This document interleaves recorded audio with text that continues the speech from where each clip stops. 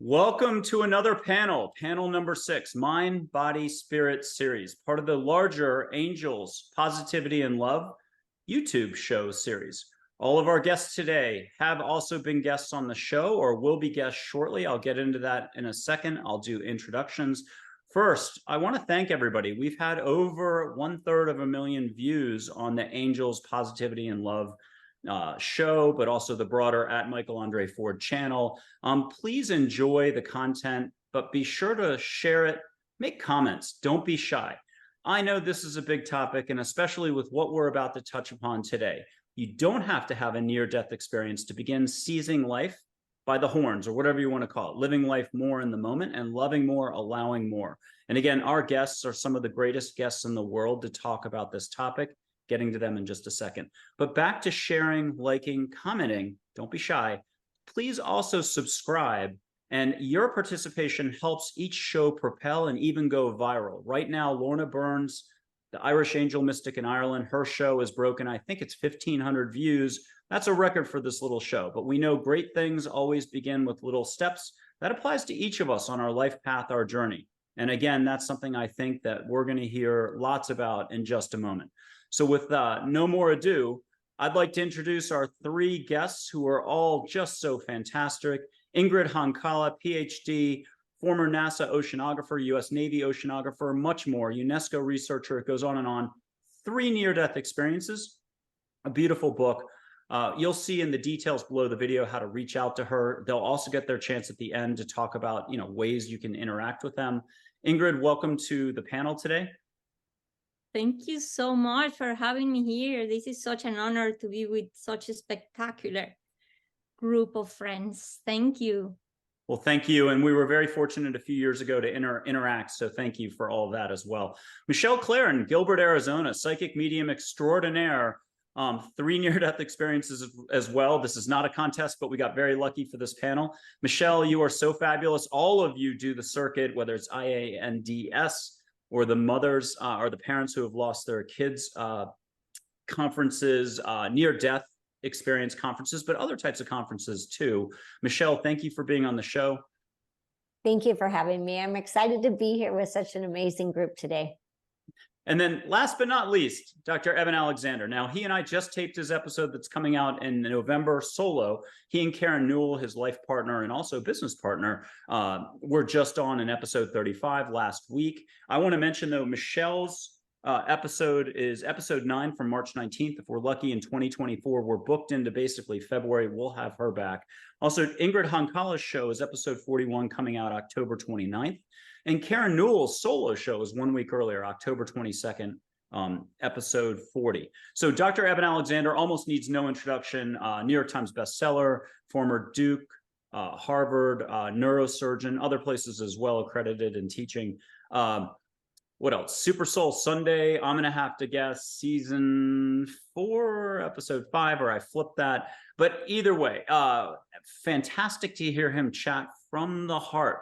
Has your best interest in mind as he explains his experiences. He had E. coli meningitis. Odds were very low that he was going to come back. The brain was completely shut down, and yet he had experiences, direct experiences with the other side, or we'll call it the universe, multidimensional universe, angels, and many other experiences he puts into detail in many of his books. Proof of Heaven is one of them, and so on. So welcome, Eben. That was a long intro. Well, Michael, great to be here, especially to be here with INGRID and Michelle. That is a treat. So thanks for having us on. Okay, here we go. What is life about? Now, that is a hard one. That is an eternal question. If we were having tea in a cafe 3,000 years ago, we'd be asking the same thing. So I don't expect much here, except you have been like NASA astronauts, all of you. When you go outside the Earth's orbit, look out the spaceship window, and you look back at the tiny little planet and all its blueness in space, most astronauts will tell you they've been changed, shifted consciously, unconsciously, the whole kit and caboodle. Same applies to you all. INGRID, how can I have you just cover the big picture? Why are we here? What's this all about? Wow. I think when I asked the beings of light one time, what is our purpose and what is our mission? They said to me, in summary, your purpose is to be the light, to remember that you are the light.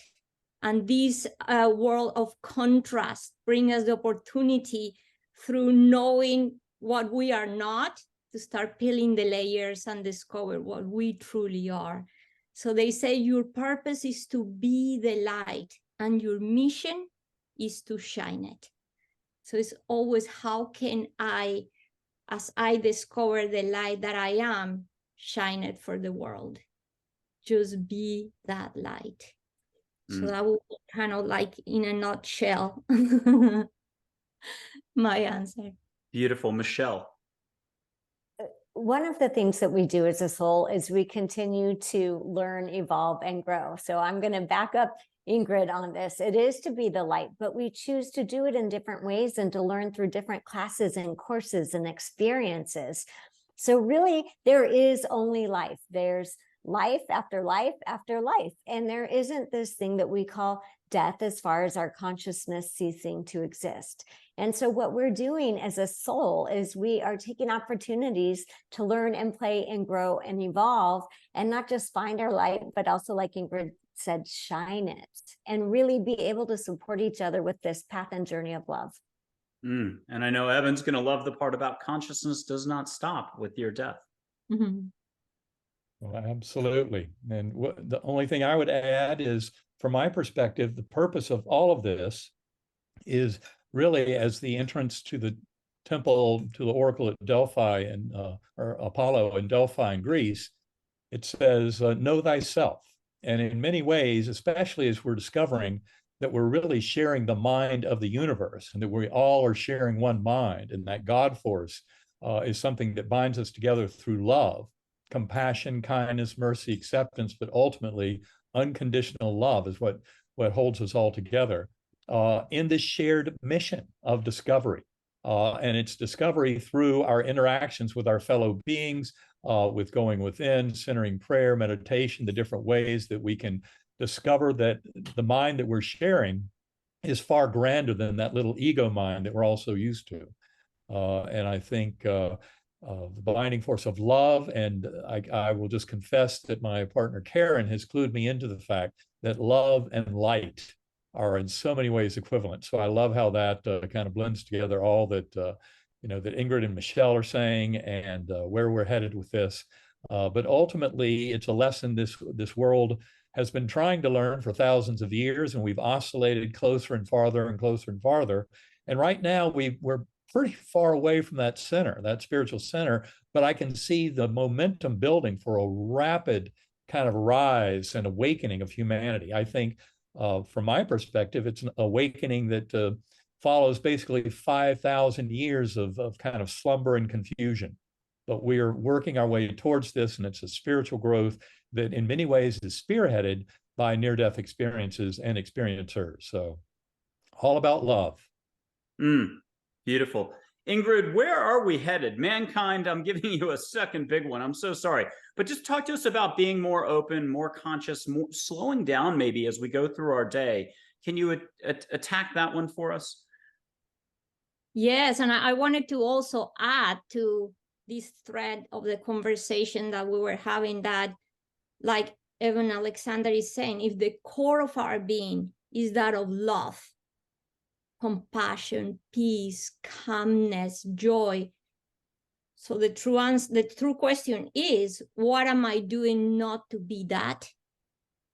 So this is the journey to remember to peel those layers. And to answer your question, how we peel those layers? By learning to calm the mind.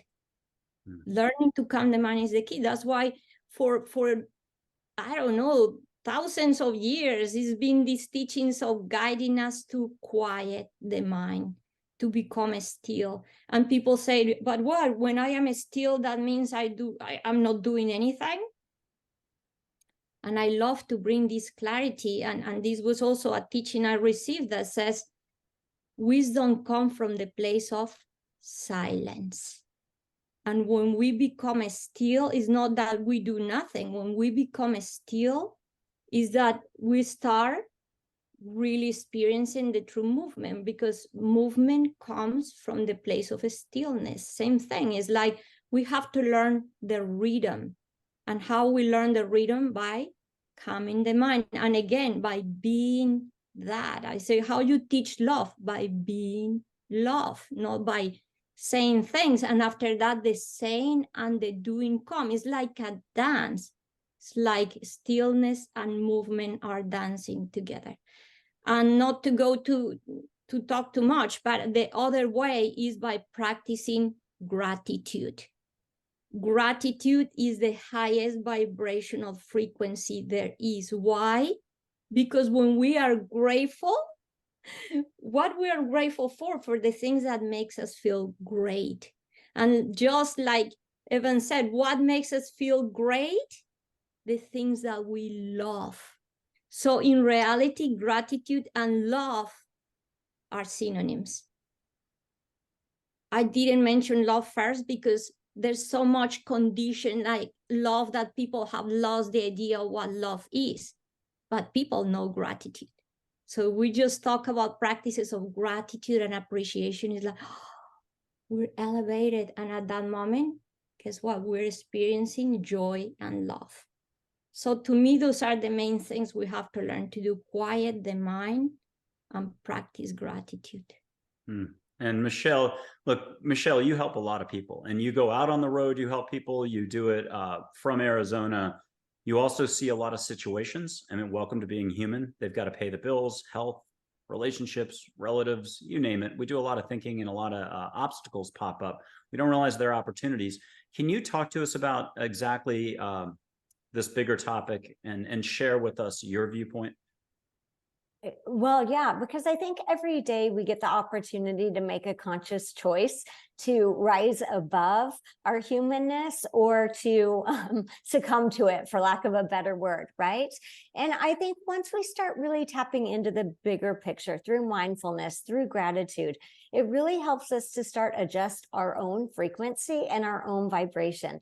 So if I am mad at someone, I'm not able to help them get to where they want to be because I've got to get myself out of there first, right? And a lot of times we forget that our souls actually did come here to serve themselves first, but by serving us is how we help others. So like by me being a medium, which is what my soul's calling is to do, that's how I'm able to serve others. So this part of this vibration and frequency that we're all in, we feel energy, even if it's seeing someone, you know, in the elevator and you're like, oh, I think I want to step over 2 feet. You felt something, whether you're consciously aware of it or not. And so when we realize that there is this, what I want to call a soul plan that goes along with our human plan, it really takes us to be able to experience there's so much more to life than what the humanness can see. And I'll just, if this is okay, I will just speak to my own experience here. And so as I mentioned to you, my life partner took his life on August 10th. And so that has been extremely challenging for many reasons, right? But one of the gifts for me in this, with my mediumship and being able to know that life continues on, is being able to see that there was a human plan that was coexisting with a soul plan at that same time. And does that mean I don't have to get through the humanness of it? Absolutely not. Just like for my parents and my clients and my friends, when we grieve, we grieve. But being able to see that bigger picture, which is always the key, whether you're having a fight with someone in your house, you're facing death, whatever it is, just knowing that there's always a bigger picture is really something that helps everyone move through the situations that they're in life. Eben, how about yourself for this? You know, slowing down is a big part of all of this. If you can't start slowing down, I mean, it's a what do you call it? A stepping stone to get us started on whether it's meditation, going through our day, paying the bills again. Take us through again your viewpoint on this.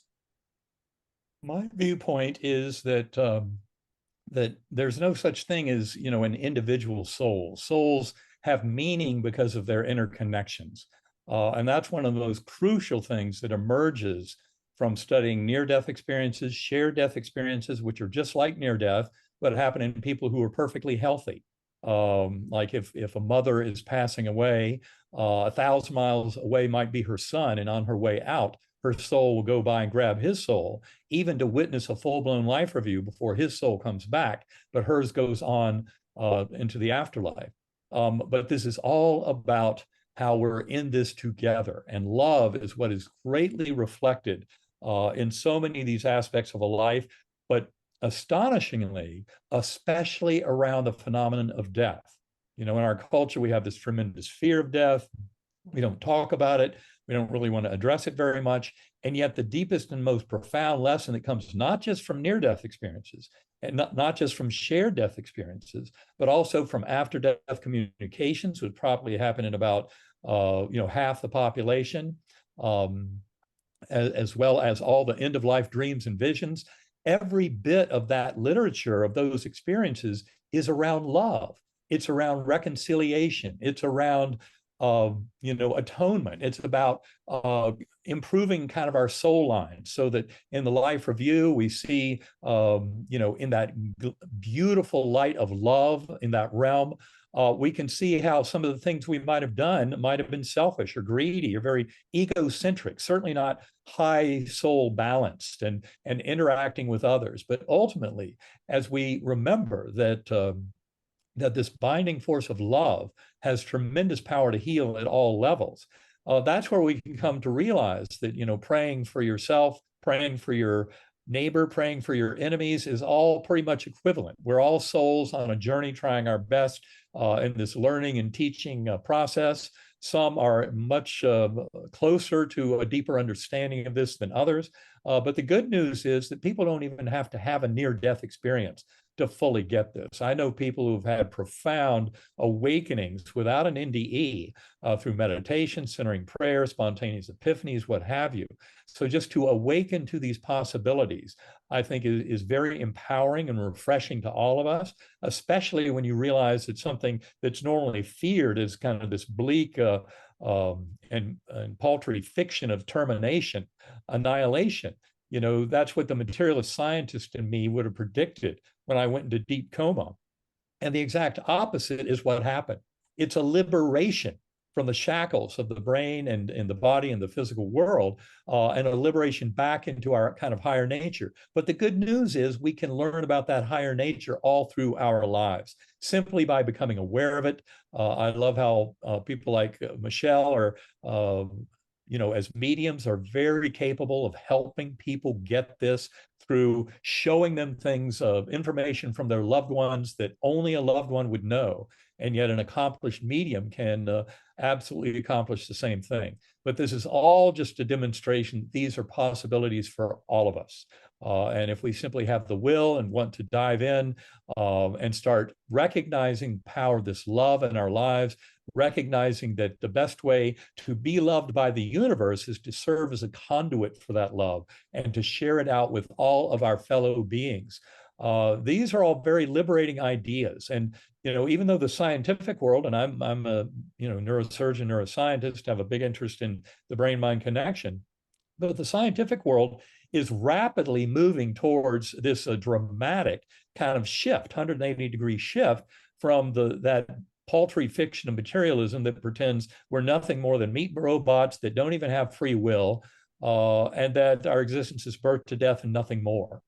What a kind of a miserable way to look at your existence. And this is a much broader, more kind of fascinating and attractive way to draw souls in to this beautiful journey that we share together, of discovering this love that binds us and of manifesting that in all of our thoughts and actions.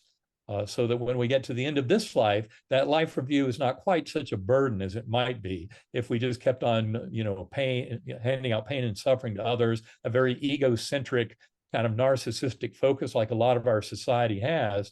But that's just a real dead end. And this is why awakening to this deeper truth can be such a gift to people. Now, this is not a microphone, and I'm not going to drop it, but we could just shut the panel down now. Everyone's given fantastic answers, and we're all done. Instead, and thank you, Eben, that was an incredible answer. All of you have given incredible answers. I'm going to add just that most knowing actually blocks possibility. We think it's absolutely concrete. Byron Katie talks about concrete thinking and how to get out of your own way. And scientific discoveries typically last a year, a week, a day. Wait a moment for the next study to come out. I'm going to blow some sage. Let this reset the clock, because I'm going to ask all of you, you've grown since the last near-death experience or two back, or since you started the speaking tour, or you hung a shingle out and decided, you know what? This is profound enough. I actually want to share with others and start talking love. But I want to hear about each of your sort of growth curve. You know, it's still happening today. It's hard to duck. Expansion, learning, more consciousness, more love. No matter how hard we try, our speaking schedule is booked for 2 years out. Life has a way of still sneaking in and challenging you more. So with each of you, I'm going to ask that question in a moment, but here's some sage. I do this on the shows all the time. All of you have done this. We just did it before the show. We know it works. Anyone out there watching can just ask to catch a little bit of sage, but ask your angels or the universe or however you like to roll, if you don't mind asking angels as well. Ask them to bring you flowers or a beach smell on top of the sage. And I'm going to blow a little bit everyone's direction. Yes. And Ingrid, when you're ready, take your time and enjoy it first. What are you getting at your end? Oh, just the fresh sense of connection. Oh, this is beautiful. Good. And if your eyes are shut, you can ask for light from angels or a pattern or just a flower on, you know, a visual on your shut eyelids, like they're a movie screen, a drive-in movie screen. What a great way to go. Get your next book idea out there for the business person watching. Michelle, what are you getting right now? Are you feeling it? Or are you sensing it? I am just feeling it. And I am feeling cleansing. I'm feeling love. I'm feeling expansion. Good. And hopefully some calming, because I know you just shared a lot, and thank you for doing that. I know it's not been an easy summer. So, and also, Eben, you're there in Virginia. What are you getting? And you just did this 2 days ago with me. We taped your November 19th show when you'll be on Angels, Positivity, and Love solo. Well, I'm getting a very kind of soft, kind of lemony hinted smoke. And what I see is this beautiful kind of ascent of all of that smoke as it spirals upwards. And to me, it looks like, you know, all these souls of an awakening humanity becoming tighter and tighter in this beautifully woven fabric that smoke turns into. That's basically kind of the image I got. But it was one very optimistic, kind of filled with the hope of souls on this journey, strengthening each other, binding together through this beautiful expression of shared love. So thanks for that, Michael. Absolutely. Now, Michelle, this has been all sorts of stuff on the journey, and it doesn't matter how good you are at what you do or how you don't think you're good at something and you're on your way. You just don't know it. You're on your way to the top of your profession. We're talking either psychic medium, researcher, or this, that. Talk to us about your journey a little bit and how when you look back, you go, aha, I was a little too serious on that. I need to have more fun. I need to have more balance. It is about being in the heart, and then everything else takes care of itself. Yeah, absolutely. And I love that you just brought that up, because one of the biggest messages I get from Spirit is that as souls, we forget that we came here to play in the magic of life. Right? Yes, we signed up. There are going to be challenges. This is the earth realm and all of that. But very often we forget to play. And when we lose that, we lose our creativity. We lose our inspiration. We lose what you said earlier, the opening of multiple possibilities, because we're telling the universe it can only happen route A or route B. And the universe laughs and says, but I have 800 ways to bring you to where you want to be. And so it really is a limiting process in our minds, which our minds limit us quite often when we're thinking that this can only happen one way or the other way. And then we're forgetting to tap into the magic of our soul. And that magic is the inspiration, the creativity, the daydreaming. I always tell people, like, you don't want to disconnect from that, because that is the part that is keeping your soul vibrating at a higher frequency too.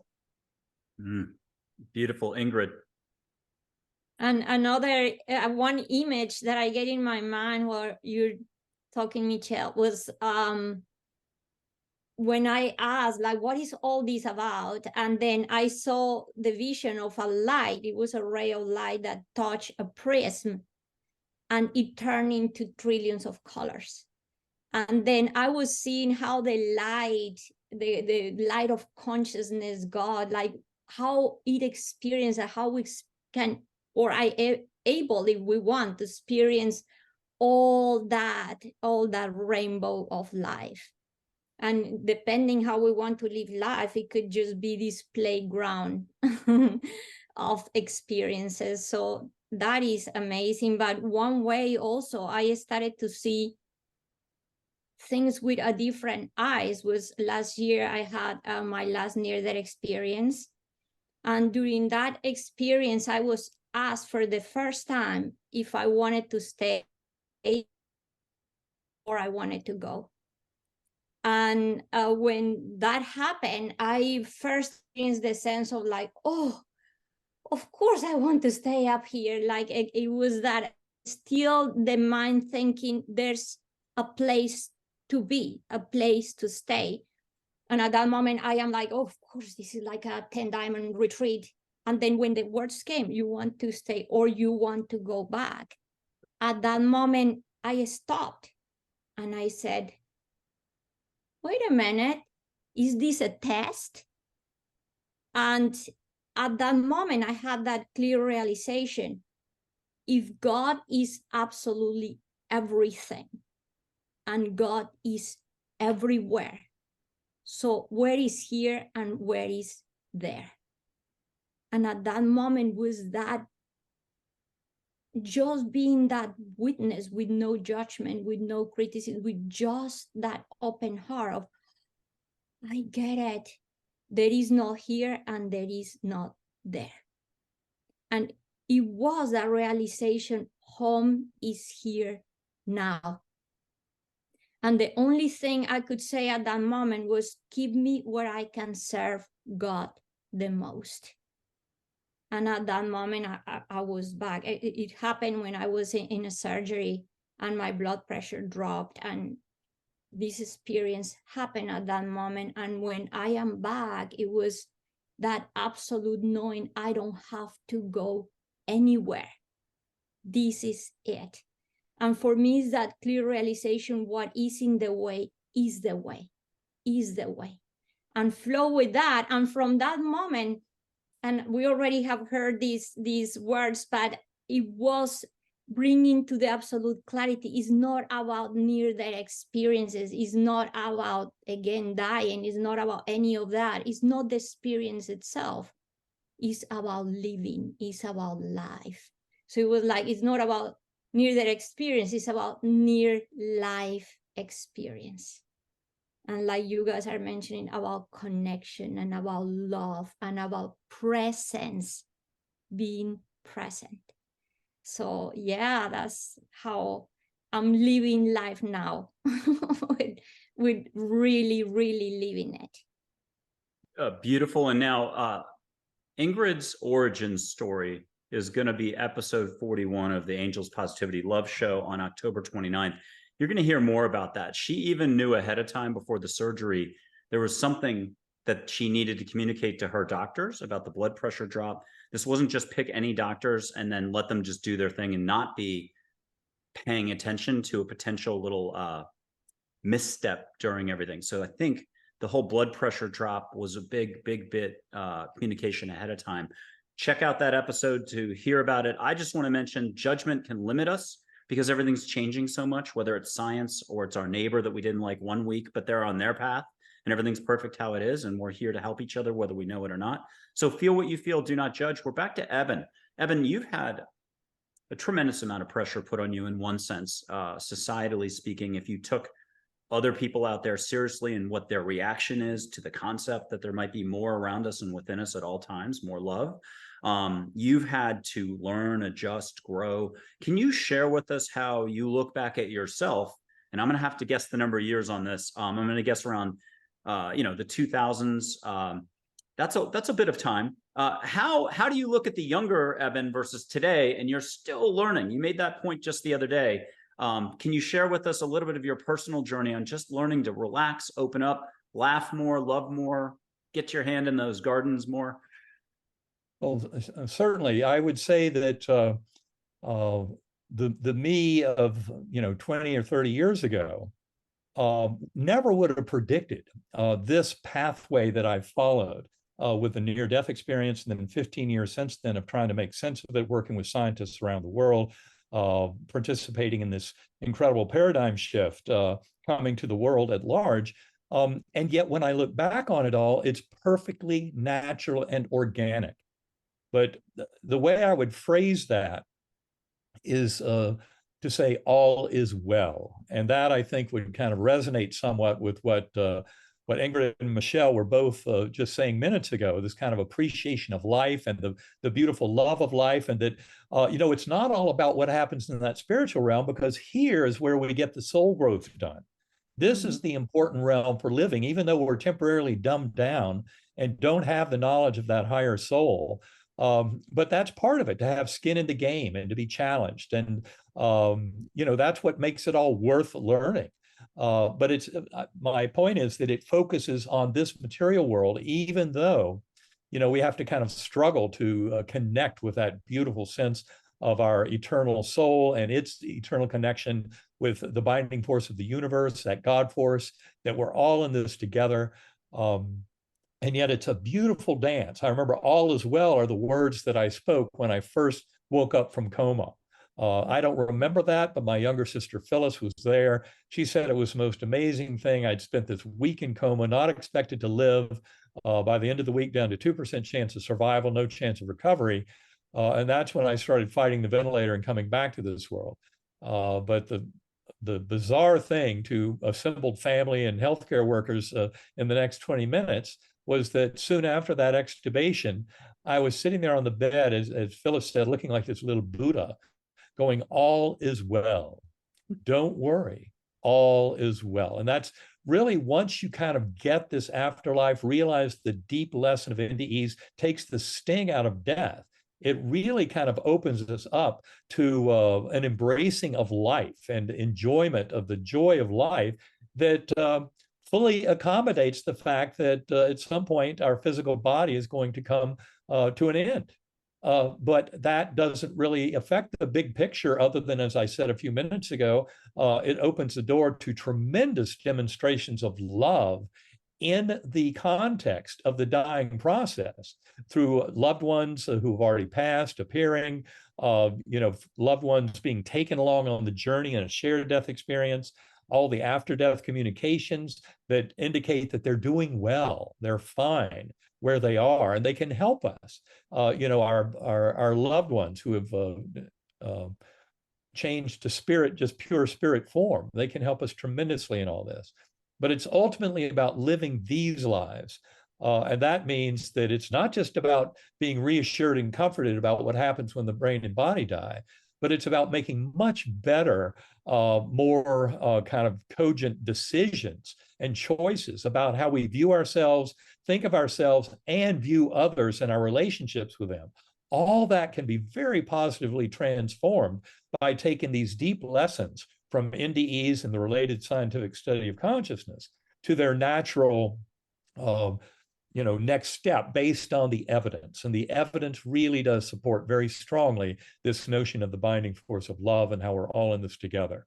And the more we can awaken to that now, the better. And that's been the real gift of this, because by sharing my story back in 2000, having the coma in 2008, recognizing that it was an absolutely extraordinary kind of journey that showed us our spiritual nature in a spiritual universe, I just had to share it. There was no other option than to go public with that. And my initial suspicion was that the scientific community would attack me. Well, truth be told, they have not. In fact, some of my greatest allies are in the scientific community, because a lot of scientists, hundreds of them, are now studying, the afterlife question, all this evidence for reincarnation in children with memories of past lives. The scientists are some of the greatest supporters of my mission and everything I say. And this is where it's also especially important to point out, I'm not waiting for the full scientific community to get this. What I know will happen first is that the public at large will give up on that crazy paltry fiction of materialism, which the scientific community already has. because of quantum physics, the Nobel Prize in 2022 for physics for entanglement. That is a mental field right there. Entanglement shows us that we have mental capacities that extend outside of space and time. And that is exactly what the awarding of that Nobel Prize in Physics in 2022 indicates, is that the Nobel Committee, at least as a representative of the scientific community, is finally leaving that fiction of materialism and the kind of anti-spiritual nature of some scientists behind, because it doesn't fit the data. The data supports, a form of evolutionary panentheism, where that God force is all through all of us and is coordinating in a top-down fashion this beautiful growing process. I like to say we're sharing the dream of the one mind. Well, ultimately, all of that dream leads towards love and blistasy and a tremendous sense of connection and accomplishment for humanity, finally growing into being wise. Homo sapiens. Sapiens means wise, but much of what I see in our modern world doesn't reflect much wisdom. But this awakening absolutely does. And that's where I have great faith in humanity, finally earning that moniker, Homo sapiens, and being proud of it. Because this awakening will result in a tremendous amount of wisdom. Love it. Awareness, consciousness, love, connection to all there is within, around you. It's all sort of the same, multiverse, whatever you want to call it. Up here, resistance, thinking, judging, knowing, precluding possibility, just not slowing down. It's actually the rat race. It's not big banks somewhere or external situations. I'm going to mention one quick thing. We are going to ask if we're alone, which I think we've already said we're not. And I'm going to ask the simple question, do angels exist? But I'll also ask if you could each just share one poignant example with angels, an encounter or something. And I will tell one dad joke to buy a little time for all of you. But real quick, through awareness and owning the consequences of one's thoughts and actions, we get to see how all of life is truly interconnected in one. I slaughtered an angel quote there, but I think we get the point. Angels are wonderful. They exist. I'll start. They're around us, all shapes, sizes, colors. You don't have to worry about doing any listening or seeing firsthand. You can do it, but you could just trust that you're heard and let the universe do its job, whether I'm quoting The Alchemist or Esther Hicks, maybe. Universal forces are in place to help us. Here's the dad joke to buy a little bit of time for each of you before we get straight to angels for 1 second. Where do rainbows go when they're bad? Prism, but it's a light sentence. Okay, Michelle, can you give us just one solid angel example where you were like, whoa, I needed my timeout, or I needed my reminder, or I needed that help? Well, in 2 of my 3 NDEs, I actually saw different angels. So can you tell us about one of those, or two, or both, if you want? Yeah, I'll tell you real quickly. In the first NDE, I was there with my grandmother, and I looked up next to her, and there was this 12-foot angel, and she was absolutely radiant, beautiful, stunning. I felt like I was being sucked into her energy, and that's kind of this oneness that we're talking about. And I remember thinking in my head, what is your name? And she said, my name's Madeline. And I didn't know about telepathic communication. So I was really surprised, but she was absolutely phenomenal. I looked for her feather wings. I did not find feather wings. I found wings made of light, and they were much more fabulous than any feather wing could be. And in my third NDE, there was an angel that came in that actually, it's a different one, that shifted my head injury so that I survived the fall by ½ inch. So they're real. Is that a ladder, if I recall? Yes, I was up on a ladder. And that was 1 year ago, 2 years ago? No, that one was in 2011. So Okay. that my third NDE was in 2011. So, and when I do readings for people, they come in all the time. None of us are living this life alone. And also, I always love to tell people, even if your loved one transitions in a room by yourself, they did not transition alone. Your loved ones, their life guides, their angels, they are surrounded by love as they're being taken into the light. Eben, I think it's Betsy. We're going to get to Ingrid in just 1 second, but Betsy is your, I think, guardian angel, and described in Proof of Heaven. I wasn't smart enough to bring the book over and do the book cover and show it, but New York Times bestseller. You've got a bunch of books. And so can you just share with us your angel experience that you think would be appropriate to share right now? Well, absolutely. I do want to point out that, yes, I had this beautiful experience with my guardian angel on the butterfly wing, in the place that I call the Gateway Valley. that was much more real than this world and filled with, it was the place where life reviews would happen, for example, where we reunite with higher souls of departed loved ones, and all of that in that beautiful territory. But that guardian angel, reassuring, affirming, that was my first absolute knowing of the home, spiritual home, that this is where I belong. I cannot put into words how comforting that recognition was at that time. And Betsy is still available to me in meditation. She is often the angel, one of the angels that I use for guidance as a resource. But important to point out that there were many other ways in which I was impressed by angelic presence in my journey. And the most important one to point out to people is in that Gateway Valley, there was tremendous mirth and joy, festivities, thousands of beings in this beautiful, fertile valley below. No sign of any death or decay anywhere, dancing, joy, merriment, and all of it was being fueled because up above were these swooping orbs of pure angelic choirs of spiritual beings emanating chants and anthems and hymns. So it's not as if, for me, angels have to have an individual kind of name and character. They also come in swarms that are very beautiful and helpful in their loving energy. And that's exactly what kind of put my focus on sound. Because of the fact I recognized how those angelic choirs, the notes of a melody that first came with a spinning portal of light that ushered me up from the earthworm eye view into that Gateway Valley. I mean, all of these were kind of spiritual features that depended on angelic beings for their delivery. So there are a whole host of angels that can be all through these kinds of experiences. Although, I won't go any longer, but I will say that I have assembled other angels through meditation, including the soul of my adoptive father, who I did not encounter in my near-death experience, which was a shock to me. He had passed over 4 years earlier, and if I had scripted it, he would have been there front and center. But there was a reason why he appeared to me 2.5 years later in deep meditation using sacred acoustics tones that showed me the reality of our ongoing connection. And that's a story that I tell in much more detail in our third book, Living in a Mindful Universe. But to me, these angelic guides are a beautiful source of wisdom and comfort, and kind of a refreshing reminder of the bigger mission and purpose that we all share. And now a teaser for everybody to make sure they tune into episode 44 of the Angels, Positivity, and Love Show, because I believe we only taped it a few days ago. Dr. Eben Alexander talked to Betsy and other angels on the show, so you'll be able to watch him do it, and you should have enough confidence to take those steps on your own. Quick shot of a concert in Austin, Texas, Stubbs Barbecue. It is not raining. Angels once said that I think if everybody took a photo, 1/3, 2/3, I never remember anything, could get the same photo. But you can see joy in the middle there. Claire's the purple. Lots of light, lots of angels, not orbs is how I say it. Don't get caught up in the lingo. Ingrid, not getting caught up in the lingo at all.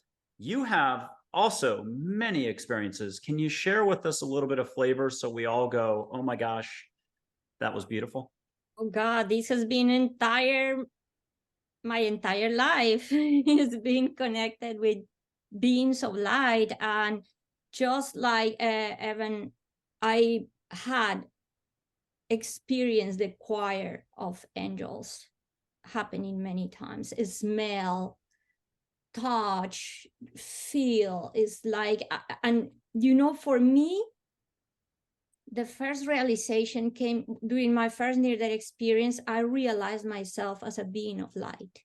So for me, it's like, remember, we're all beings of light.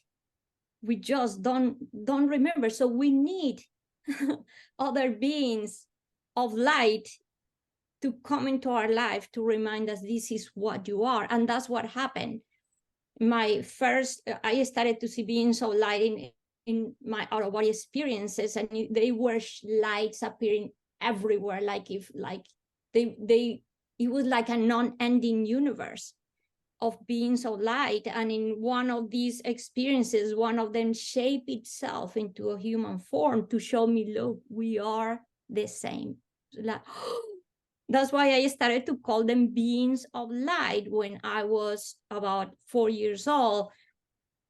And I never gave them names because I felt the sense that not even me, that I did not need a name. I'm like, and later one of the beings of light revealed to me, yeah, names are not really needed in the realm of the light. They are important in our human experience, of course, but these encounters with beings of light were just absolutely incredible. And they were the ones that brought me since I was very little. I did not have the awareness, but later I understood they were the ones that were trying to show me home is not a place, it's a state of being. Because the first time I was feeling very detached from my name, from my persona after my NDE. And when the beings of light started to appear here on Earth, I was taking a shower one day, relaxed. I was 4 years old, and a blue, intense, shiny light appeared in the bathroom. And I said, now they are here. And then I started to feel that sense of home. And from that day, I started to talk more with my sisters, to eat, to feel that I belong. So it was bringing the heaven on earth. That connection is always there. We're just not aware of it. And from there, just many, many encounters. I will see them, I will be sometimes completely surrounded by beings of light, and they didn't need to shape themselves. But I knew when they, like Michelle was saying, that there was the telepathic communication, I knew who was talking, even though I didn't see any features.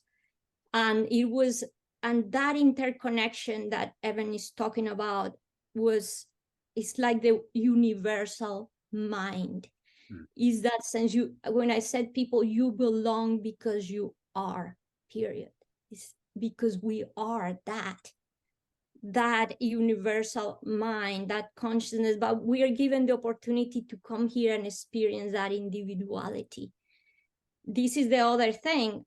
When I started to see what I call what people call spirits, I panicked. And when I went to my mom, she could see spirits too. And I said, Mom, the beings of light and the spirits are not the same. So my mom, when I explained, she said that I was seeing angels. And I said, Mom, I don't think they're angels because they don't have wings. Then after that, I asked directly to the beings of light, what are you? Are you angels? My mom said that you're angels. And the answer was absolutely beautiful. They said, we are what you want us to be. So it's how incredibly compassionate and loving is the universe that it presents to us in the way that we need it for our evolution, for our growth, for our opening. So yeah, I think I could talk forever about angels.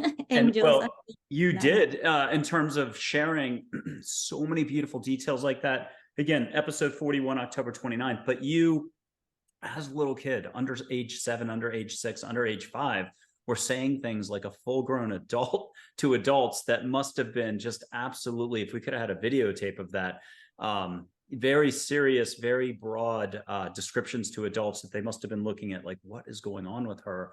So again, tune into that episode. The next question in a second, I'm going to share 2 quick things. There's no right or wrong, there's proper understanding. Now with that, I am not suggesting we go out and rob banks or ask angels for which bank to rob, because you'll be told to move on and ask a real question. But I wanted to mention that, you know, an angel named Joy, sure, she goes by other names, and sure, she's shown up as male and female, mostly female, what do you call it, figures. And at Omega Institute last year, people got to see with their eyes open jointly. I always say blonde, but of course she was brunette, so don't listen to me in any way. But a football field away down by the main hall, people could see her, hear her together jointly. And I want to mention that I met a little kid once who, when she looked at that photo, said, I know her, and gave a totally different name. So yes, Joy is how she's going with this in the book. Ambassador communicator to here to help you let go. So anybody having trouble smelling sage, asking for an ocean smell flowers, tap her. And finally, I want to share one little thing. In my little opening up, I don't know, 2010, 2011, I was the slowest poke in the West. I was grabbing every psychic or anyone who had had any experience ever by the lapel, shaking them and saying, what's happening to me? I was seeing, hearing, feeling, did the old college American thing, or the basic grabbing a sure shot camera to capture what I was seeing. I used to hand the camera to others. And so there was a point where I had not met angels yet, or Plato, or anybody, hadn't taken any photos, didn't even know about spirituality, did not watch my Oprah SuperSoul Sunday. So I was way behind the curve, skipped half my Plato studies at Middlebury. Plato gave me a lot of grief about that. I just wanted to go get a burger because half my existing friends in Austin, Texas were psychic. Now, I'd had a girlfriend who was psychic, so I got over that early on. I believed everything she was experiencing. I even got goosebumps, but I couldn't relate. It would be like going to the opera or ballet and you're not being appreciative. You don't like it. So I wanted to get away from all these psychic people, intuitive people. I just wanted a burger. I was stuck on the concept of ghosts because that was happening. To get me to pay attention to this was real, I was having a lot of activity in my house. I had had professional cleaners come in. They would have to come back. And they're like, Mike, we never have to come back. And so it was really a lesson for me to pay attention, supervised by angels, but it's a little scary. So I go to this bar that reminds me of Nantucket in Austin, and I just want a burger. I don't want to talk to any humans whatsoever. I'm getting freaked out. I sit in the same seat that I sat at 3 months earlier, maybe during South by Southwest. And in walks a regular human being who I had not seen since 3 months earlier when we sat next to each other. Used to design record album covers and now is a real estate mogul in Austin. And we were marveling over the fact that we chose the synchronicity of here we are. I don't mention to him the ghost thing, but that's all that's on my mind is how can I eat this burger? How can I get back to a normal life? It's Christmas Carol. I want to go back to bed. I look at the far end of the bar. This place is empty for some reason. It's calm. Even the bartender's disappearing. So it's just him and I. But one guy at the end of the bar is a Hispanic Nick Nolte, just eating out of a mindfulness exercise. You could have made a documentary on how slow and perfectly this person's eating. Well, it was joy as a Hispanic Nick Nolte with a Hollywood cover story of owning a farm in South Texas somewhere. And you'll know that this has to be real because I got out of my seat to talk to a total stranger at the end of the bar about ghosts. Why would I do that? I look like an idiot or a psycho. I went and talked to him, and she turned, a man, turned with galaxy-like spinning eyes. And from that point on, I never asked a question about ghosts again. I needed angels to come in and kick me over the fence because I'm a slow learner. I'm a fast teacher. So I had to share that personal stuff. Let's get back on track in terms of there's no right or wrong. There's proper understanding. Can you put that into context, Michelle, for us about how everything is our opportunity, everything is growth, everything's more love? Yeah, absolutely. So a proper understanding also makes me want to go all the way back to, do we have free will or do we not have free will, right? And yes, we actually do. And that's what helps us get to the proper understanding. So a lot of time, our free will in a situation might not be, oh, I knew that car was going to hit me, but how do I want to perceive this? I'm lucky I just got my fender knocked off. I have a flat tire today. I needed to slow down. So proper understanding is really opening up doors to, I want to just say the universe, things that you might not have humanly understood. It's not our first instinct because we've been wired to think, oh, I have a flat tire. This is going to be a bad day, right? But instead of waking up and saying, oh, I have a flat tire, maybe this is protecting me from something else that's going to happen today. So proper understanding is literally creating space around our human mind, which wants to make meaning and understanding and facts out of everything, and instead giving an opening to a space that we can tap into in meditation to create a new meaning, which is actually for our highest good. And so when we look at life and we think, okay, this was not my favorite situation, but it is happening to me with an opportunity attached to it. Now I can decide how I want to approach this. What do I want to turn this into? That's where we are really able to shift things. Oh, incredible. I love it. Ingrid, proper understanding versus right and wrong. How can we get through life and walk a smoother path? I think and I always think about our experiences like all of us have had. I'm not here to convince anybody about anything. I'm here just to share light. That's all. And if we allow everyone to share their own light, so we're giving permission to each other, and we stop competing and we start connecting. It's like, what is that you have there? What is that I have here for us to get better understanding? I said that all of us are like pieces of a puzzle. I see that the universal puzzle, and I said each one of us is a piece that completes that puzzle. If we're able to listen and to work with each other, then we can see the big picture. And this is the other thing, like when Michelle talks about a space, the more we quiet the mind, the more we allow ourselves to see with those eyes of clarity, we become less reactive and open the doors to be more response able. We stop fighting and we decide, because most of the time before the other person finished talking, we're already thinking what we're going to say. What if we could just give it a space? Learn to breathe, learn to quiet the mind, open the space to respond. And again, I love the sentence that says, what is in the way is the way. What is in front of us is the way to what? To become more present, more attentive, more spacious, more quiet. Breathe. And this remind me about this beautiful teaching in the Bible about putting the other cheek. And people think, what? I'm going to allow somebody to beat me, to run over me. And he says, no, it's not. The teaching is not about that at all. It's about that, what you just said, I don't need to be right. Relinquish the need of being right and open the space to respond from wisdom, to know when we are here just to share, like Eben mentioned, that universal mind, not the personal mind. When I'm in my little self, in my personal mind, I have to be right. When I'm connected with the universal mind, I see wisdom in the action, in the words, in the moment, and I learn to be present. Even if I realize the other person maybe is not being clear, or maybe is not leading things to the correct way, I can use that moment to be present and find wisdom in that stillness. So yes, it's about using every moment as the moment. I'm leaving a little pause in there. Okay, if you haven't had your life, what have you had? Also, I'm going to mention, a mind that is fast is sick, a mind that is slow is sound, a mind that is still is divine. I think that came from India. And finally, we're going to get to Eben on this again. You know, it's not so much about right and wrong, but there is proper understanding. What's your reaction to that, or advice or insight? I would say I love what Ingrid was just saying about kind of that commonality of soul, and we realize we're in this together. And to me, that's where so many answers come from. In fact, I think my NDE was a great example of how, you know, an ego, once your ego kind of thinks that it's the main show, that it's your consciousness, it's your soul, you can get very misled.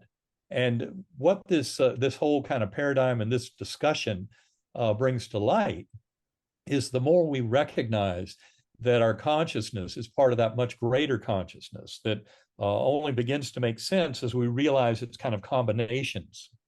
That's where coming into that notion of all is well, and that kind of understanding that doesn't demand, you know, an ego's kind of definition of being right, but is much more to kind of that larger soul and primordial mind's consolidation and synthesis of the situation.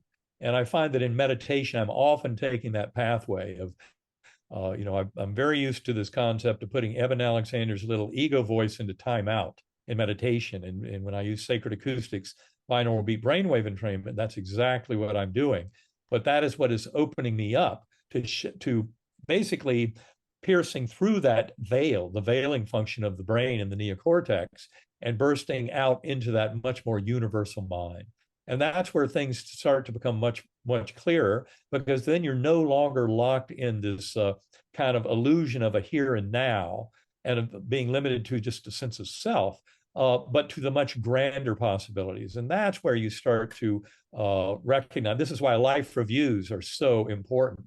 And as my partner, Karen Newell often puts it, you know, why wait for a life review? Why not just use daily reviews or what have you, but don't build up that kind of negative karma of the ego and things like that, but really kind of open up to a daily embrace of this beautiful shared mission, shared purpose, and shared mind. That, for me, it makes up the whole definition of spirituality right there. You don't need any religious ingredients at all, but just those concepts of shared mission, shared purpose, and especially of a shared mind, which is demonstrated very clearly when people have near-death experiences, because the mind overlaps with those who are still alive, those who've left the physical plane. You find that it doesn't matter, that that death of the body is not some absolute boundary like we consider it in our materialist society. This is something that can be learned and experienced and cultivated through meditation. So people don't even need a near-death experience. I mean, that can serve as a beautiful catalyst for an individual. And as Ken Ring pointed out 30 years ago, just learning about NDEs and the community at large can be very refreshing and liberating. And it helps many people. So you don't have to have your own NDE. The NDE literature is there to help guide the ways to what is possible. But all of us have the power as sentient beings to go within, centering prayer or meditation, what have you, the various ways. And once you start doing that regularly, you begin to realize that little anxious monkey mind voice in your head. And many people, of course, in our culture identify with that voice in the head as their soul, as their consciousness. But I wish Rene Descartes had said, I am aware of my thoughts, and therefore I am, and not I think, therefore I am, because it makes the wrong implication. You know, the awareness is the magic. That's the consciousness, and you're sharing the awareness of the universe. That is a fundamental property. And that little, voice in your head, the little monkey mind, the little ego mind that uses fear and anxiety as its main tools. For me, I've learned to easily put that into time out to allow a much expanded version of a kind of soul and self that goes far beyond the ego to emerge from that process. And I find it very refreshing, that liberation from the ego. In many ways, the meditations can achieve that, what meditators often go for, that sense of non-self, where you really kind of lose all the boundaries of kind of your egotistical kind of view of self, and you start experiencing that pure conscious awareness. That's the part of you that expands tremendously when your brain and body die. That's what NDEers have been describing to us for thousands of years. But again, you can cultivate this in meditation. It's something Karen and I have done in our workshops with many, many people who've never had an NDE, but who end up acquiring the same kind of characteristics of an NDE as measured by Bruce Grayson's NDE scale through using meditative techniques alone. So this is a wide open door invitation to all sentient beings to join in this beautiful awakening of humanity that's happening now. And we often like to say, no soul left behind.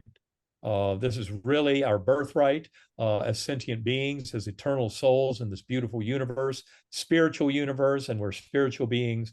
And that involves an expression of both the uniqueness of our individual contribution and the joy and bliss of our connectedness through the binding force of love with all of our fellow beings. Love it. Okay, a reminder for the audience. Right now, you can comment, like, share, subscribe. I probably skipped something in there. Enjoy this. You've been enjoying this. We've gotten incredibly deep answers, but I'm going to encourage you to hit that like button right now. I'm also going to remind the audience that right now, this second, without touching a book, without touching a movie or anything like that, you're perfect as you are. You have all the skills. Maybe just a touch of slowing down would help propel you into that. I'm going to argue that as soon as you figure out the difference between, let me get this straight, thinking and awareness, not the other way around, call it love, call it a little bit of unconsciousness or just up here. As soon as you figure out the difference in the flows, it's like a hot stove. You don't want to have to do as much up here. If you can be here, you get more done actually.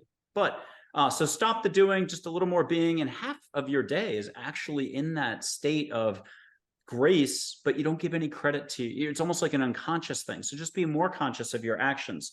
So you're perfect as you are. Each moment can be the same. You can enjoy those moments more, slow down. And finally, I'll say it a different way. I've got this quote for 20 years written in a little book over here. You do not have to say it, explain it, or understand it to know it. So you can go beyond words, take a deep breath, smile, do a jig, and you're there. That's how simple this is. Okay, back to the business of the panel, angels, near-death experiences, living life more, allowing more. I'm going to put up Angel Joy's photo, and you can keep it to yourself for an answer, get a hug. You can share something from her. You can share something profound from her. It's really up to you and her. So Ingrid, what are you getting from the Angel Joy for all of us to appreciate, or just get a beautiful hug and say, got it? Oh, I just wanted to, it came to me to add something that Eben was saying, and is live your life in a way that you don't need a life review. That's a life of awareness. That's a teaching I received from the beings of light a long ago. Yeah. I love it. And anything from Joy? Just love, this enormous connection, this enormous sense of, now is I'm repeating even Michelle's words, expansion, connection, beauty. And Michelle? Yeah, I'm just getting this overwhelming feeling of love, and that we really are here to live our lives in love and sharing that love, right? And so we do that. Actually, I want to say, I think most people do that regularly, because this is what she's wanting me to acknowledge. Like, most people are living their life in a place of love. You're holding the door for the stranger, you're hugging your kid. So she just wanted me to clarify, like, don't underestimate the love and the value that we're already putting out there for people. There's always room to enhance it and grow it. But this is not about saying, oh, I'm not doing enough. You're perfect, like you said, as you are, and there's room to grow. Yeah, and our ego is going to want to jump in after this and grab a clipboard and say, well, I better start doing this, stop doing this, keep doing this, and it's going to hijack the whole process. So don't even try. Toss everything out that you've heard today, and it's all the little moments. I mean, just breathe more, love more, allow more, and spontaneity is a secret way to kind of find your heart. Go finger paint all of a sudden in the backyard. Do it. Not the grass. Find a piece of paper or something. Okay. Eben, what are you getting from Joy? Maybe a quick reminder for us all, a little bit of humor or something. What I get is just this pure sense of being at home, that kind of motherly love. That's what I see in Joy and her kind of state of blistasy. And to me, it's just being home in a very kind of comfortable and loved fashion. Much of my struggle through my life, and the reason I had my NDE, has to do with my adoption abandonment wound. That my birth mother was 16 years old, unwed, and at age 11 days, I was failure to thrive, not eating, hunger strike, which is not uncommon when a baby is being left behind by the mother. But then she wouldn't sign the adoption papers for 4 months. She didn't want to let me go. So I had that kind of crater early in my life, and for much of my life, there was this kind of subconscious challenge and doubt as to whether I was worthy of love if my own birth mother had left me behind. And I obviously got a beautiful affirmative answer to being worthy of that love through my NDE and through all of the research that I've done since then, including all the meditation and those experiences. This beautiful affirmative answer of being worthy of that love. And that's exactly what I'm feeling from Joy today, is that reassurance of that love of the universe, perfectly deserving of it, a very authentic connection of being home. And people can put their hands up to the photo at home. They can just ask for the vibe to come their way. Ask for a flower smell, ask for ocean smell, ask for just a good vibration like you've already done. If anybody wants to quickly kick out anything they're getting right now, fantastic. If not, I've got a quick thing to buy time, because I'm going to ask you each for a technique that people can slow down to be into the moment. And it'll be Ingrid first, Michelle next, then Eben. But I'm going to mention, go to your mirror and just say, I love you. Look yourself in the eye. You're going to do this once every 40 years. And I don't care if it takes 1,000 times. See how many times can you say, I love you, you big lug. Use adjectives. Use words that you've never even used before. You're the most incredible hunk of a man. I love you, Mike. Into the mirror. How many times can you say, I love you back before something happens? And if you have to have a little clipboard to the side to remind you to stay at that mirror. I mean, I don't care if you have to have a shot of whiskey, a cigar, cigarette, or just do 50 push-ups before you do this to get ready. But tell yourself you love yourself. This is coming from the movie Angel-A by Luc Besson, black and white, beautiful guardian angel film, but with a lot of violence. But it's a Hollywood film. But there's a moment where we're not used to sharing enough love, self-love, telling ourselves that we're loved, that we are loved, that we're okay, no matter what our circumstances are. With that, I'm going to Ingrid because I know I'm singing her tune. Talk to us more about love. Talk to us more about just anything you want to talk to us about. I absolutely love what you just said, because we have been taught since we were little to, you're not enough, you're not right, what you're doing is not okay. So we live in that even atmosphere that we can have created at all levels of being cortisol in our bodies, hormones of stress, you're not good enough. And I said to people, what if you could just pat in your shoulder every time you have a moment of awareness?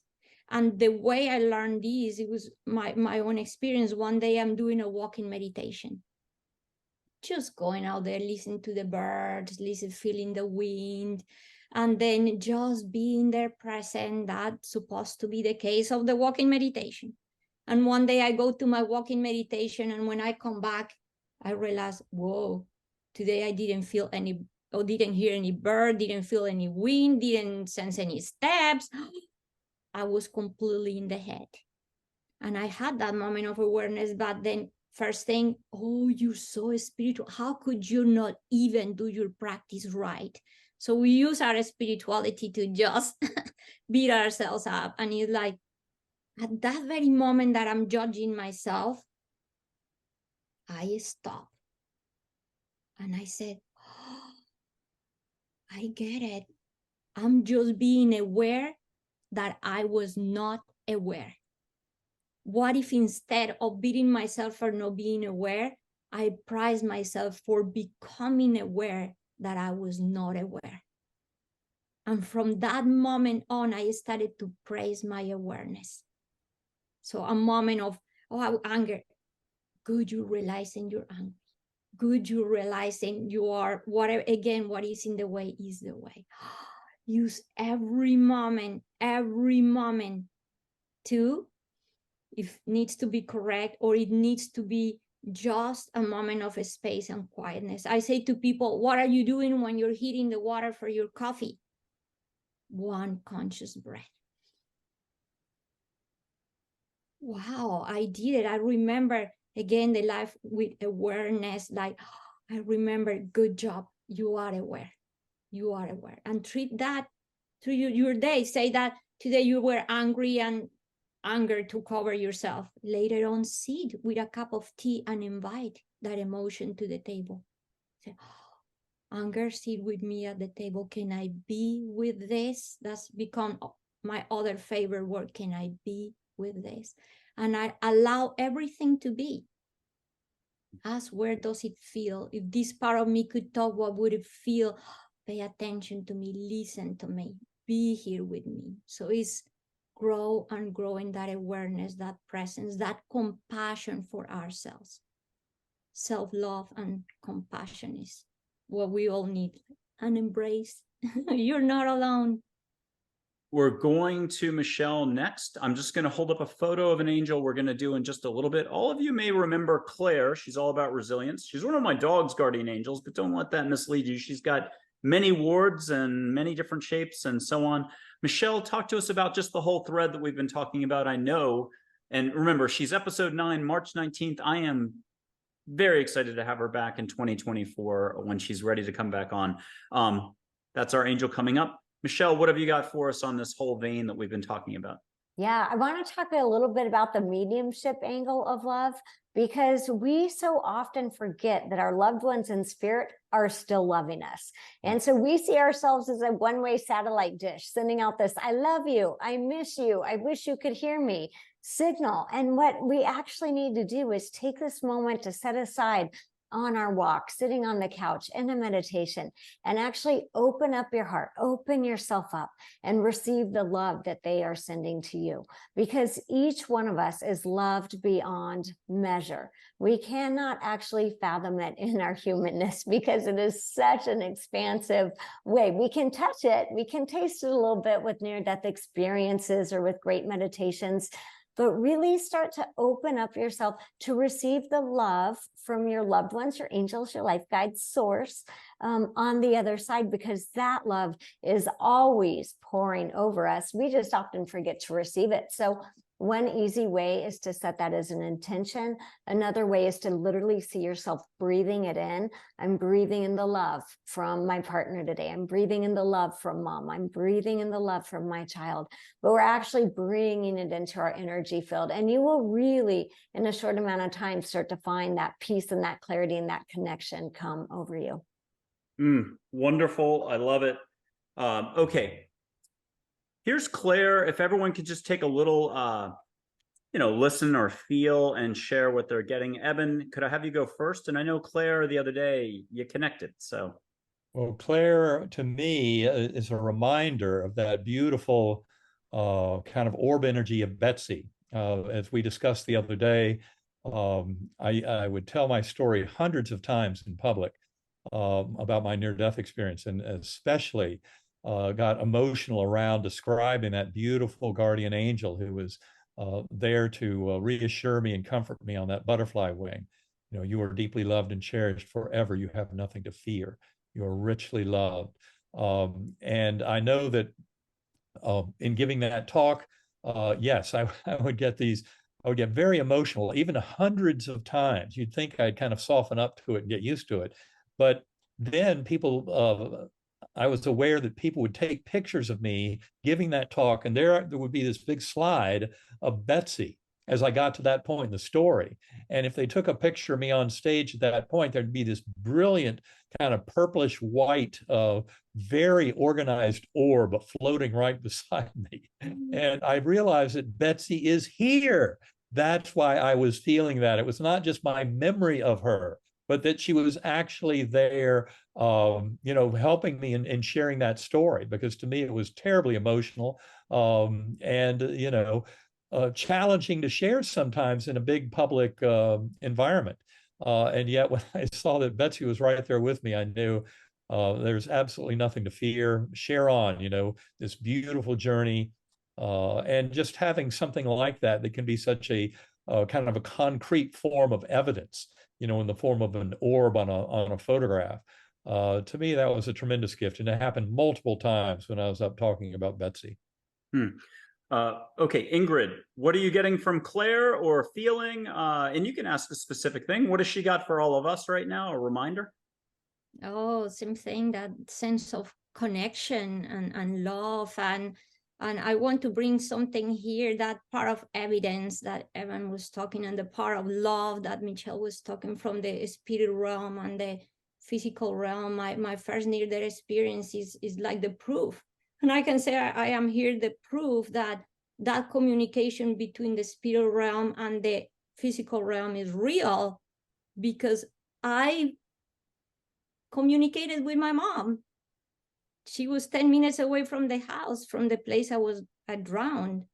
And from out there, I communicated with my mom, and my mom stopped. So is that proof that love doesn't have barriers? Love is not the spirit and the physic and this and that. And like Evan, yeah, they are here all the time, always. And it was that presence. And from there, from the spirit realm, my mom walking, and she stopped. And she turned around and started to run back home. So if that connection was not real, my mom, that intuition, that inspiration, that sense of doing something would not have happened. And then this experience was incredible, because I went to also look for the help of the maid when I was in the spirit realm, and she could not hear. And when I asked the being, so like, why did I waste time stopping in the maid's room instead of going directly to my mom? Because I went first to the maid's room in the spirit form. And then the being so light said, that is what we want to show you, contrast. Look what happened when there is no love. Look what happened when there is no connection. The lady was only a few feet away from where I was drowning, and she could not sense or hear or know anything. So they say, look, when there is no love, when there is no connection, they will let you drown. There would be separation, there would be war. So that was that proof, look what love can do. So that, to me, it evokes that sense of, again, the connectedness, the universal mind. We're all here. And when we share that love, wow, everything is possible. Even being 10 minutes away from home and knowing this is my child, and rescue the child from the tank. Now, this is in Colombia where you grew up, and you get into this in episode 41, again, October 29th, coming up. And I want to mention it was a basin, a pool of very cold water collected for washing clothes, very big house. Your mom was on her way to her first day of her new job, so there would be an excuse to be forgetful. Instead, your mom's very aware. You were sort of poking down. She sensed something, turned around, hustled home, and she knew right where to go, which is incredible. I'm going to get to Michelle in 1 second. I believe you haven't done the Claire thing yet. I'm going to bookmark that. I have lost both my parents when I was 2, a Navy fighter pilot jet type, but a backseater, did the radar and did the missiles, I guess, and an F-4 Phantom fighter, died off of Italy at night. It was his time to go. He just turned 26. Michael Andre Ford Sr., they put him into Arlington. He died in 1970. They put him into Arlington in 1998. And then my mom passed when I was turning 23 when she was 44. They show up to people looking like this, and they're 23, 22 here. And hundreds of people have met them. They give good advice because even though they passed in 1992 and 1970, they understand bill paying. It's like yesterday. And they understand all our stress, fears, and worries. And so do all your angels. You only have to slow up a little bit, take a breath, and as everyone has said here, allow a little bit of space to come in. Because as Einstein said, the consciousness that says my problem is, or I can't pay the bills, or my situation is, you don't understand my situation. I got 19 dogs and 16 kids. That consciousness is not the same consciousness you have to be able to move on to the next set of problems and challenges, but more love too. So all this is love, love, love, love, love. We're getting to Claire, to Michelle to do a little Claire listening, unless I already did this, but you get a double bonus then if you did. You have not done that yet. Okay. And the message is just very clear. The love that we are all searching for is right here, right now. Ooh, and final thing on the mom and dad thing, not to mention too much here, but my mom's name is Barb, and this is Mike Sr. If anybody wants to say they're getting a quick message from either of them, they've talked to tons and tons of folks, but just put your hand up, start speaking if you're getting anything from them, or just get a hug. They're unconditional love, not angels, but part of the crew, so to speak. I'll put the pressure on Michelle out loud. Yeah, well, I was just that's good, because I was just about to be the one to say something. I was going to tell you that it was a very clear message that there is not one moment of your life that they have missed. And I will say, and sorry to join in on this, you guys are the official near-death experts and everything else, but I was surfing in Nantucket in 1990. In a period of a week, I had 3 shoulder injuries. I ended up severing finally my thoracic nerve. It was written that I needed to do it. I ended up upside down, wedged between a bed and a wall, woke up upside down against a wall. I did too many pull-ups on a rafter. I was being gung-ho Rambo-like, and surfing, I bodyboarded. I got all the way to the beach, but in Nantucket, it drops off immediately. I plunked in and hit head first and saw stars. And it's, I know you can drown in this much, but it could have been my time to go. It wasn't my time to go. My dad, with the help of angels, made sure I got to shore. It wasn't my time to go. I will mention around 9/11, I lived in Weehawken, saw the towers burn. My mom had worked in one of the towers. I knew which pieces of clothing I had bought down below. Somehow the wind was always blowing away from the northwest, and I was in New Jersey. And I'm running on a track. I had done, I think, 49 races the year before, and maybe only 37 at that point, to sound geeky. I'm on a track doing a workout. My mouth is open. I swallowed a bug, and it went 1 in 1,000 into my nose. And I had fungus growing up there. I was seeing doctors for a year and a half taking antibiotics. And if you leave that up there, you got to have surgery. So there were some moments where, again, my path was not to pass that way. I'm passing in my sleep. An angel told me, named Charlotte, who's our next angel. But I wanted to share, there were a couple little moments in there. And I think everyone has more of that, but that your angels, your guides, your family, life itself steers you away from that alleyway if you'll only listen. Sometimes you might just get a broken leg as a result. Okay, Charlotte is the next one, a quick angel. If anybody wants to go first, Ingrid, would you just get a feeling for Charlotte? I just get the feeling of presence, and this teaching that the being so light shared with me is, what is the true giver? The true giver is the one that is able to be present. Ooh, when you cool. talk, you listen. When you open, when you were there, when you're giving, you, for everything that you're present, you become that embodiment of the giver. So we'll do Charlotte for Michelle, Eben. I'll do Archangel Michael, then we'll go back to the big picture and wrap it up.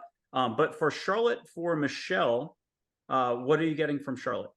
I'm getting, let inspiration be your teacher.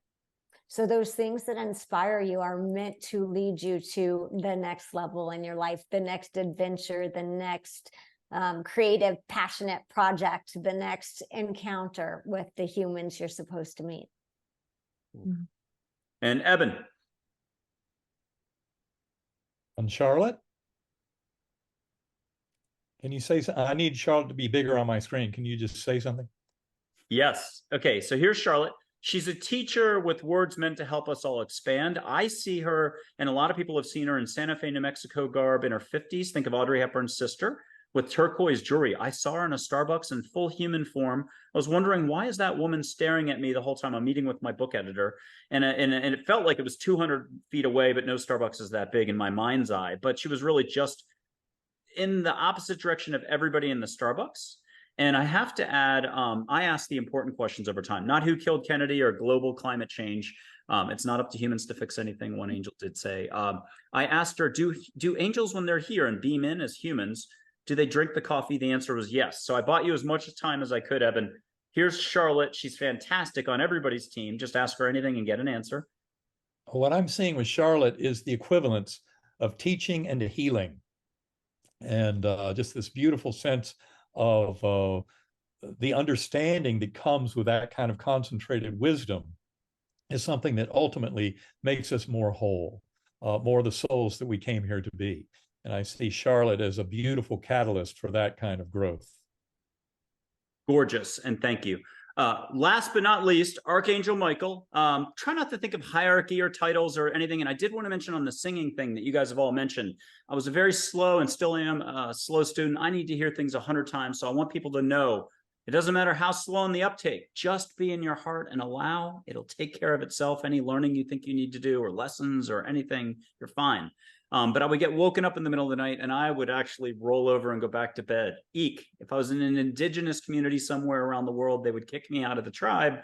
It was not the proper move. But when I did get up, there was a chime one time that was earth-shattering in the house. I went running out into the living room thinking it was an earthquake. Had I been more open, I would have heard angels singing. So I missed that, but I got the most beautiful chime and I'm like this all over the place looking, and you get astounded. You'd be surprised what will happen for you. Rose petals that are not real, but you think they're real. They're made out of electricity or angel light the second you're willing to let go. So ask for more is my message. Archangel Michael, to you, Ingrid. What does Archangel Michael have? Uncle Mike, what does Uncle Mike have for all of us? I'm having the sense of the omnipresence. And with that teaching I received, one day, somebody asked me to explain omnipresence. How is this possible? How Archangel Michael can be here and can be there at the same time? Then I just asked the being, so like, give me an analogy, very easy to use, something that I can use with anybody and is clear. And that day I had been teaching a class in Zoom and I was there with people from all over the world when I got this question. And when I asked this, I received this incredible teaching that said, omnipresence is like the Zoom. Look, you're sitting there teaching your class and you have people connected from all over the world. But they said there's two things you have to do. Ask for the link and use the link. So that's the key to this connection, again, to be all connected. Ask and it will be given. So hey, to the audience, again, tapping the line of communication that's already there and open for every one of us to our entire universe of friendly helpers. And also don't forget to share, like, comment, subscribe. We get so few comments. When we do, they're beautiful. Please take that chance, because then you're helping 5 others see your comment or your like, and they'll get used to it on YouTube. Michelle, Archangel Michael, I know you've got a close relationship, and I mean close. I'm going to ask a special favor too. Can you just mention the dog on the beach moment as well after you're done with Michael? I think the audience needs to hear that again. They can go back to episode 9, March 19th in the Apple Positivity Love Show, whatever my show is called, and see you talk about that. But that's an incredible one. Archangel Michael, to you, Michelle. Yeah, I mean, the message for everyone is don't doubt your perfection, right? We're always going to keep evolving. We do, even after we leave our body behind, we keep evolving, but we are already perfect exactly where we are right in our life, with room to grow. And so that's one reason it's a clear message, like, quit beating yourself up.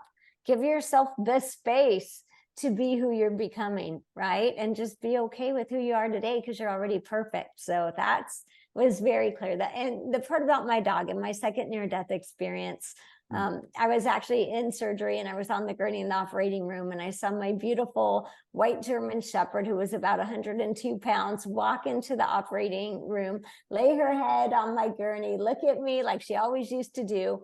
And the next thing I know, we are gone, and we are on this phenomenal beach where there are colors that we don't have here, smells that we don't hear, sounds that we don't hear. Every cell, every drop of water, every molecule was radiating light and love. And she and I were able to run on this beach and communicate telepathically. And so, yes, our animals go to heaven. They make it the transition effortlessly. Well, one of our dogs, Maggie, has been on the treadmill making noises for the last 3 months, a big crack, like as if there's a smack of a baseball bat. She's just saying, hi, I'm here. She sleeps every night on it. She's passed over. I'm going to mention you can see colors beyond human definition. People colorblind have, thanks to angels, seen angel light, and therefore colors. We've never gotten far enough. That's 3 people to actually, most stuff is written, some stuff's not, or the other way around. So that's between you, your conversation with the universe and angels about any of your life situations. But I'm going to add, angels have always said they can alter your path. Again, some stuff's written, you signed up for exactly the way it was supposed to be. I'm going to go to Eben next with Archangel Michael, unless I've already done this as well. I've lost track. Here you go.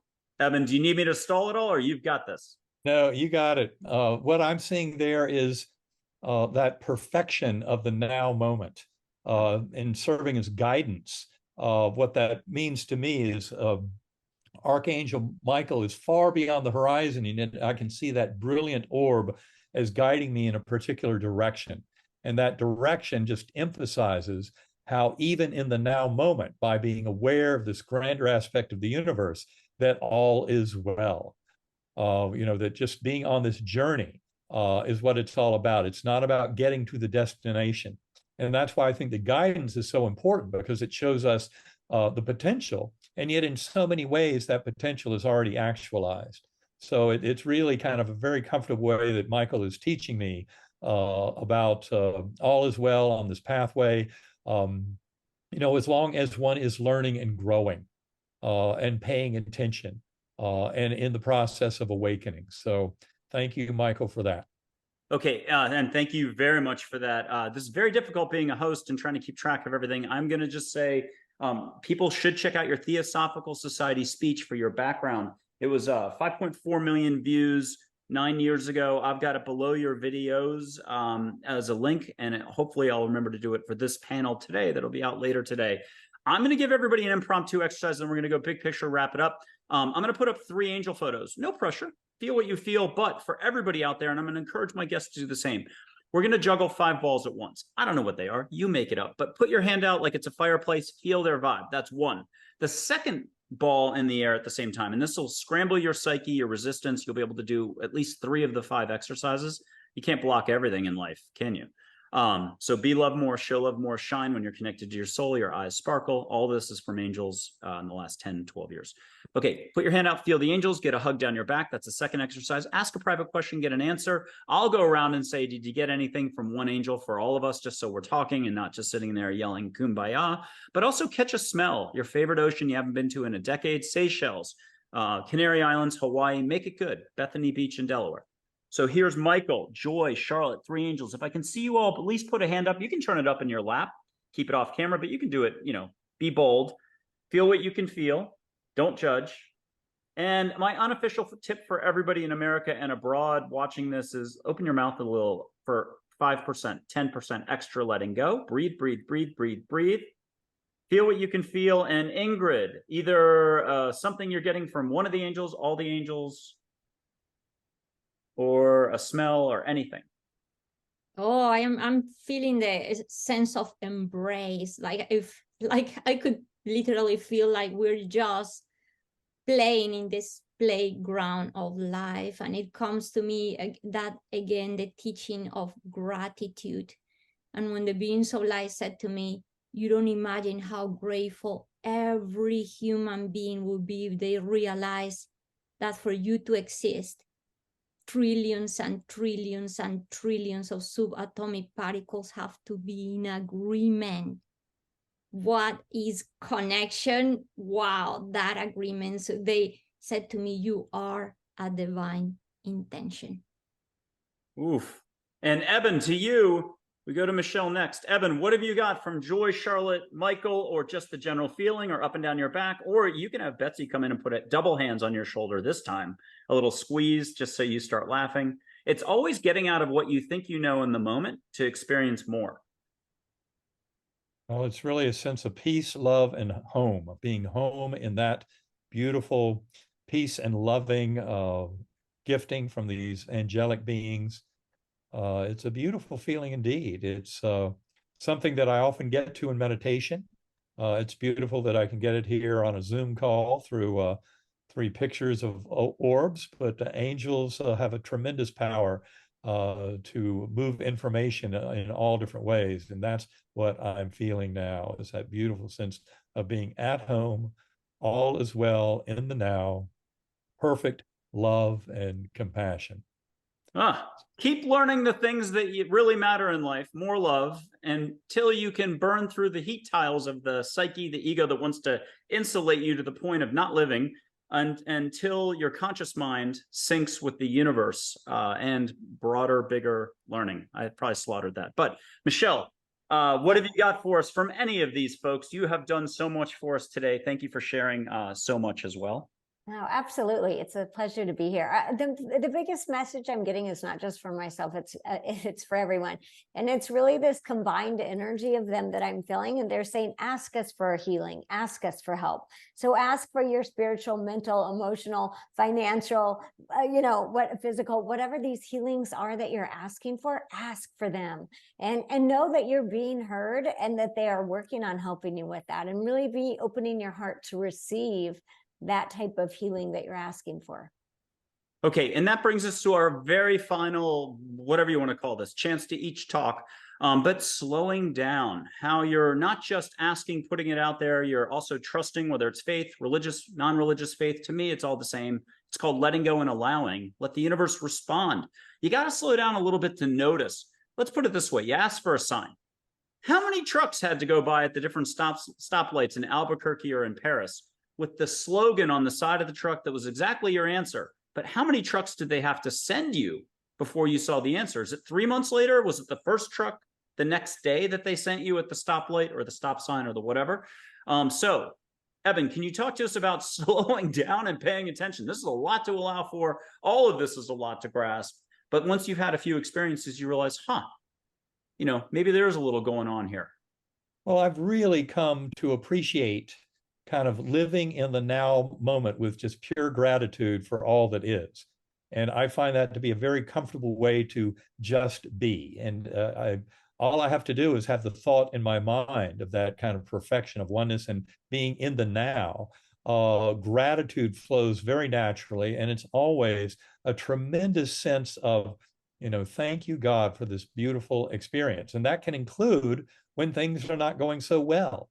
So I've learned to expand my sense of all is well to accommodate all kinds of things that in the past I might have seen as an irritant, kind of a grain of sand in the oyster, but that ultimately is what is necessary for that pearl to form. And I've learned to embrace the hardships and difficulties and As I said a little while ago, just looking back on my life, it all makes perfect sense as this tremendous gift and kind of a river flowing of gratitude and of understanding and of coming into oneness and understanding of kind of higher soul. And that's really what I get from all this. And in terms of the gratitude, you know, every breath that I've taken, going all the way back to awakening from coma, has been one of pure gratitude for all that is. But of course, there's also the recognition that comes with that I should have had that gratitude before, because this life is always a tremendous gift. And that's why, to me, looking at it, looking back, all of it makes a tremendous amount of sense. Not that I've figured it all out or come to the end of my soul lessons for this life. I'm sure I have a lot more to learn and to try to teach.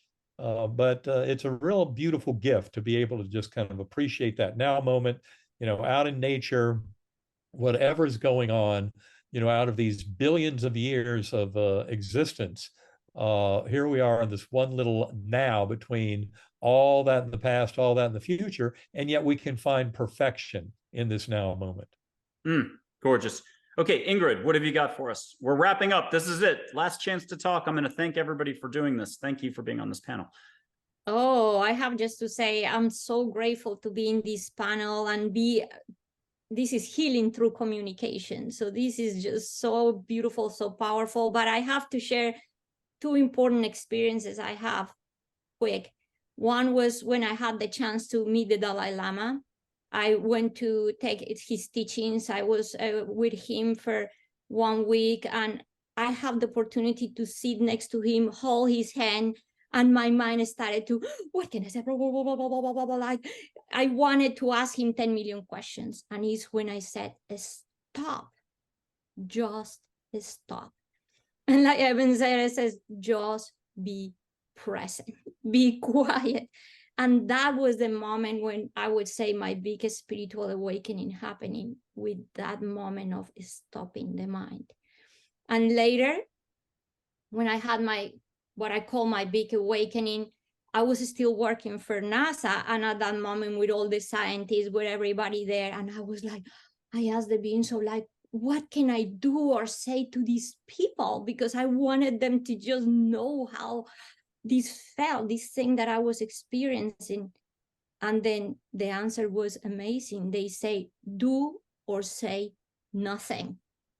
The light of your awareness is all they need. Just be that. And again, the saying, the doing will come from that place. Just be. And that's what I say to people, learn just to be. And that comes from calming the mind, from that place of awareness, from that place of spaciousness. How you teach love? By being love. That's it. Just be.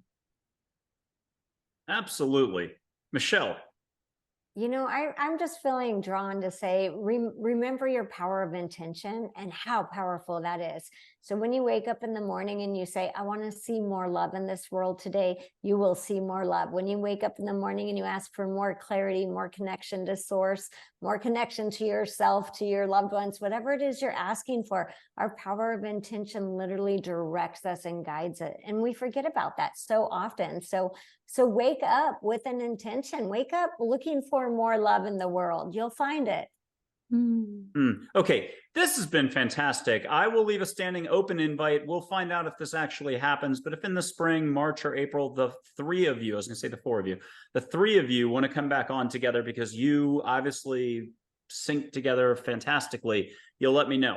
To everyone, thank you. Ingrid, Michelle, Eben, you all are fantastic. You have set an example for us. You have a lot of materials, websites, and so on, and services to go check out. That'll be in the fine notes. Thank you again, all of you, for being here. Ingrid, Michelle, Eben. Thank you very much. Thank you. Oh, synchronicity, and you did not plan that out ahead of the show, so thank you. This has been Angels, Positivity, and Love, the show. The subset is the Mind Body series, Mind Body Spirit series. Michael Andre Ford here, thanking my wonderful guests. Oh my gosh, this has been fantastic. Thank you.